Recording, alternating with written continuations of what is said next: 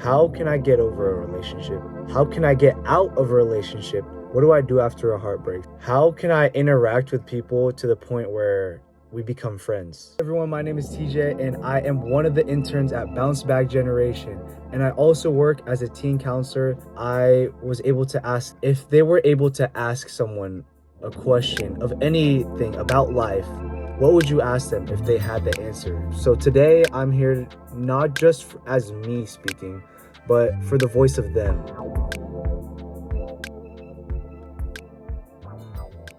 Welcome to the Back Generation podcast. We are here to answer your questions, and I'm going to go head to head with Tyler Gant. He is an emotional health expert and content creator, influencer. You've got like 700,000 followers on all of your platforms, so I know people listen to you. And I am going to be up against Jennifer Dillon, the founder of Back Generation, a nonprofit that helps develop emotional resilience skills. We've actually been working together for a few years now. She's an expert in resilience and has spent over a decade studying the neuroscience of trauma and resilience. And I would say it has really played a pivotal role in my self-development and understanding myself and understanding my own trauma responses, and has inspired a lot of the content that I create. So today we're talking about relationships, and Jennifer is going to help us break down the sections. So section 1 is going to be about where do we develop our sense of how we have relationships? Where does that come from? Because we're not born, automatically with relationship building skills. We learn them. Next, we're going to talk about what happens when relationships go wrong. Where do they go wrong? How do they go wrong? And then the third section, we're going to talk about what does make you really good at relationships. You can actually learn how to be really great at relationships. So we'll talk about that. And then finally, we'll talk about, the thing that really gets us about relationships, which is when they don't work and when you break up, and that's terrible. It's a terrible feeling, but there are ways that you can deal with it to get over them faster and to move on, as we have to sometimes. I've received, I don't know, maybe probably thousands of comments. I've done, hundreds of coaching calls, and I started my journey really focusing on kind of bouncing back, unironically, from trauma. But I would say the number one question that we always get, the number one thing that is always stressing people out, breakups. So where do relationship styles come from? So I want to start with this topic of where it comes from, because I think a lot of times we feel really bad, like there's something wrong with me. I'm terrible at relationships, or nobody wants to be with me. And you kind of have to trace some of those feelings back to your childhood and to things that you did not have control over. This is a big thing that we talk about Back Generation. There's a lot about you and your personality that were developed based on things that happened, for example, in your childhood when, you got taught certain things. And I don't want to demonize parents. I'm a parent of a teenager, and, I try my best, but, we don't always get it right. So in childhood, particularly when you're a baby, let's start when you're a baby. Well, let's start in the womb. In the womb, there is evidence that if your mother was stressed, you're kind of bathing in her, and I'm simplifying things, but you're kind of bathing in her stress responses and her stress hormones. So you can be born already in having some influence from stress on your little tiny body, right? Then you're born, and you're born into an environment where maybe there's fighting, there's complications with your health or your mother's health, there's, atmosphere in your home that's not great, things like that. Or you can be born into just the most perfect thing where, you're welcomed and everything is flowers and unicorns and it's all great. Then you have this period of time where you are completely at the mercy of how you're being treated by your parents. So you've got this period of time where, you're in the arms and you've got people looking at you going, goo, goo, gaga, or maybe they're not. So there's a concept that we'll talk about a little bit later on, where you learn that if I do something like you cry and somebody responds to it, you learn that, oh, not only can I cry and get my needs met, but I'm worthy of getting my needs met. And a lot of times you can, and I'm not saying this like every time you cry, your parent has to run and, fix it for you. But there are certain feelings and things that come up when you're really, really small that you're not really aware of, that you can have kind of inside of you. You know, as you grow older, if you didn't have a connected relationship with a parent, let's say you had two parents in your household and then there was a divorce and suddenly someone's gone, that's going to have an effect on how you see yourself, how you see relationships. And so you might carry around feelings like, a lot of kids do, like divorce was my fault, you know, things like that. And then as you get older, hopefully you start to develop relationships with the friends. And so you start to learn how to be a friend. And that can also be affected by whether you're bullied or whether, you know, you had something different and people made fun of you.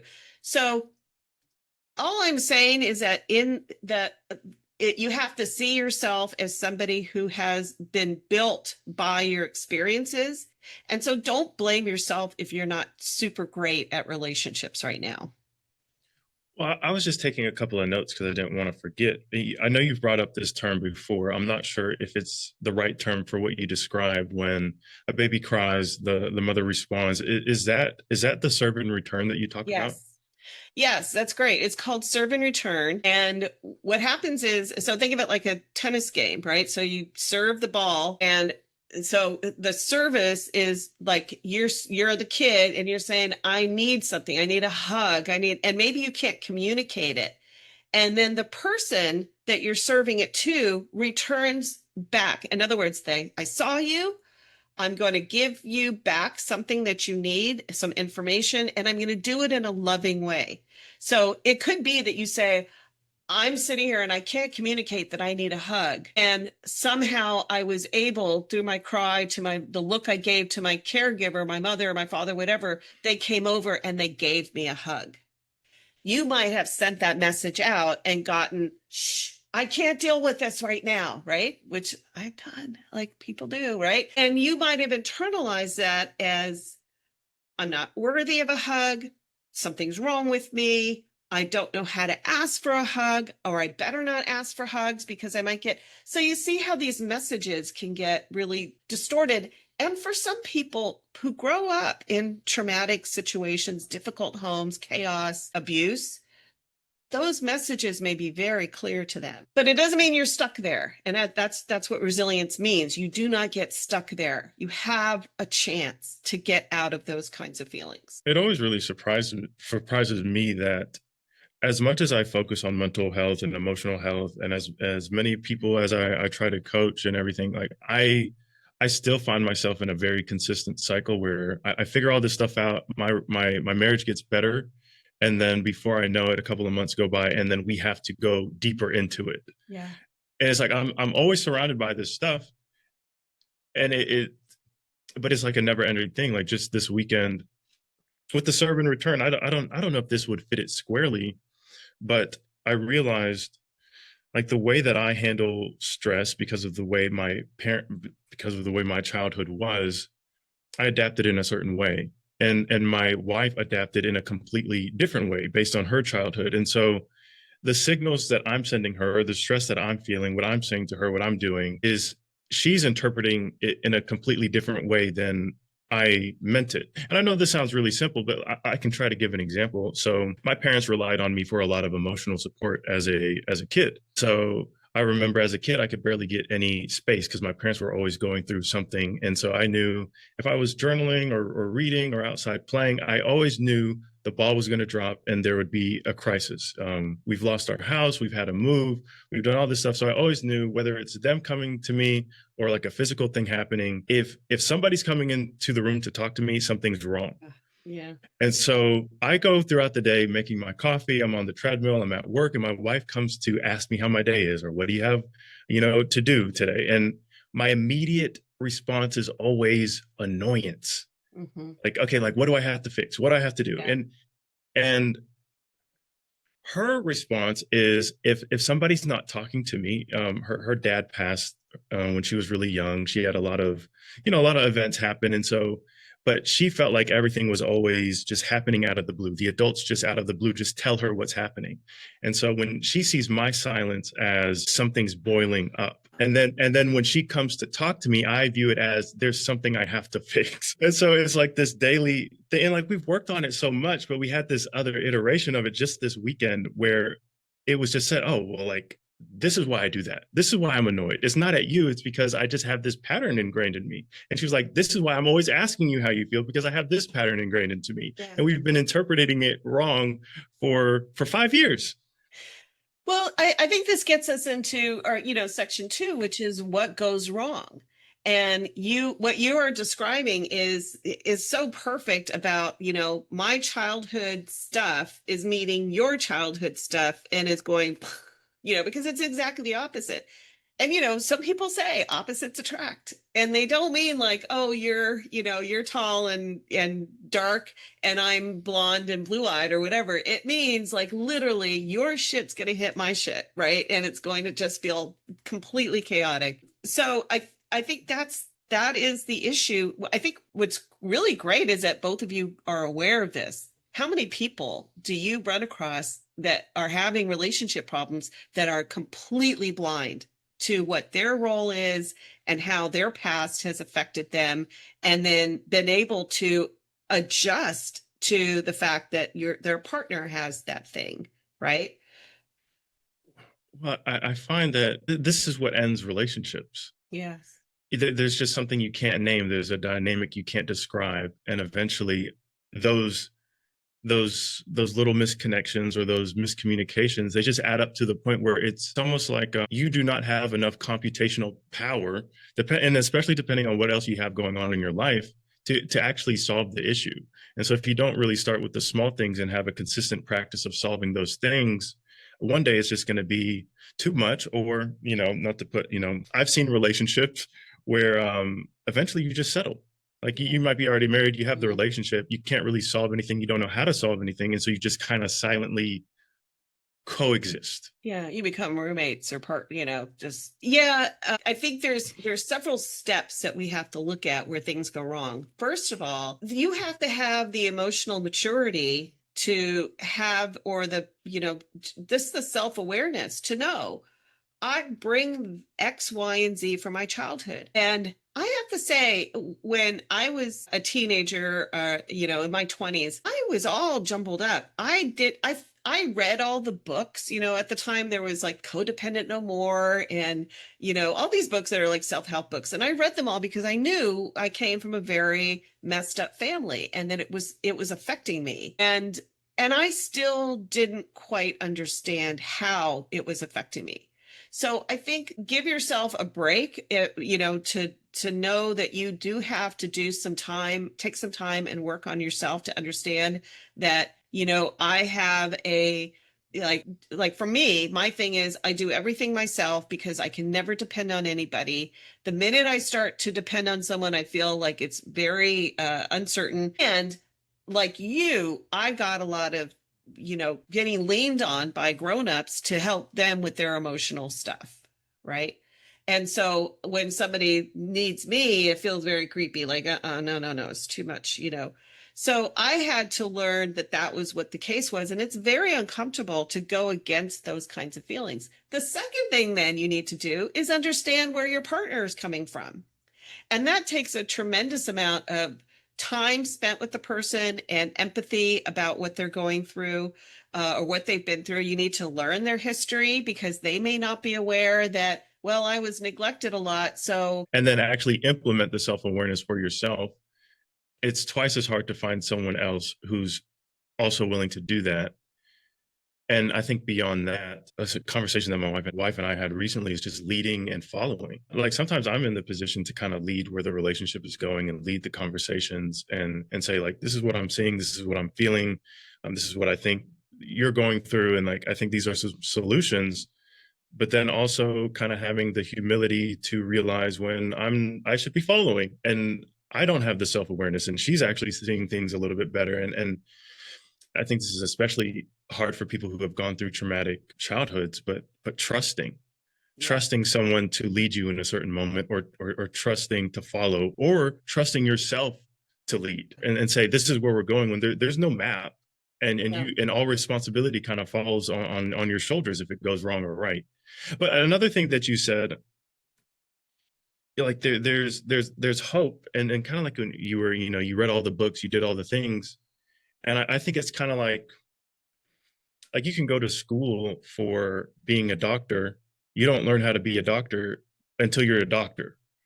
There's so many nuances and complexities. You might have read the book, you might have heard something from your parents, if you had parents, but until you get in it, people are so complex that you might have the overarching idea of what the solution could be or what you should be doing, but then to kind of like boil it down to where you are and all the little nuances and everything that you have going on, and then it's like there's a thousand different ways to get to this one solution, so which one is the one for you?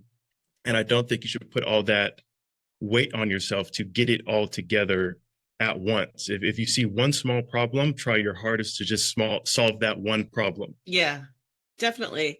And while I mean, you're bringing up such an important point, and so there is a real danger of wanting a relationship so badly that you twist yourself into knots trying to figure out yourself and the other person and all of that. My overarching message continues to be, give yourself a freaking break, because you don't know all of these aspects, and you can't help what happened in your childhood. It takes a while to figure and unravel all of those things, and you can spend a lifetime doing it. And then you can't always understand other people. They will fool themselves, and they will fool you, and they will say things that they think you want to hear, or could be deceptive, And I think part of what we should talk about too, and maybe you have some insight from some of your followers, that you can actually end up in a relationship with somebody who does not have your best interests at heart. And how do you know that? You have to have a strong understanding of what your best interest is for yourself. Yeah. And I think I think a lot of people delude themselves because love feels nice, or care feels nice. Someone telling you they love you, or having someone sleeping next to you. It is a base human need, but it needs to come with a few other things. And you can't just solely look at what feels nice. You have to look at the whole picture. And sometimes the full picture is somebody doesn't care about you, or they do not have the capacity to meet you where you need to be met. And being able to accept that, and have the courage and maybe the confidence to, and I guess the knowledge that you deserve that. And this person might just not be the person that's able to provide that to you, or you might not be the person that can provide that to them. Either way, right. I will tell you something that I think will be such a huge relief to anybody who can accept this. Every single person that has ever treated you badly, it's never about you directly. It is about the ability of that other person to meet you where you are. And I think that the most toxic thing that we carry from relationships is, I am not lovable. I am not worthy of that person's love. And especially if you're in a relationship with someone, and then it ends or whatever, or you find out they're cheating, and then they go on to live, some kind of, idealized life with this other person. And then you think, oh my God, what is wrong with me? I always think about that with the Paul Newman, who is this really famous actor. Do you know who Paul Newman is? I probably would if I saw him.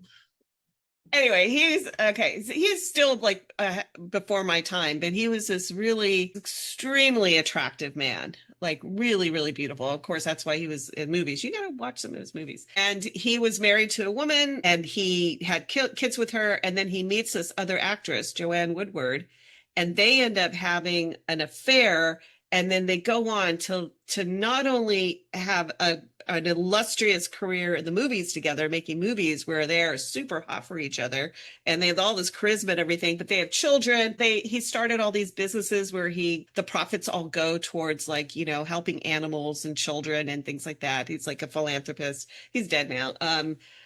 But and I always wonder, like, what his wife must have felt, to have lost that love. And I hope that she discovered in herself that it wasn't me, it was him. He had to go off and live this other existence. but it's not that she wasn't lovable. It is that he had another path, but it's really hard when you're in pain. But I'm getting ahead of ourselves because I know we'll talk about breakups a little bit later. Part 2 of Asking Me Answer About Relationships is available right now. It's about how to be great at relationships and how to get over breakups faster. This is our first episode, so if you like what you're hearing or watching, please follow us and send us your comments. Thanks.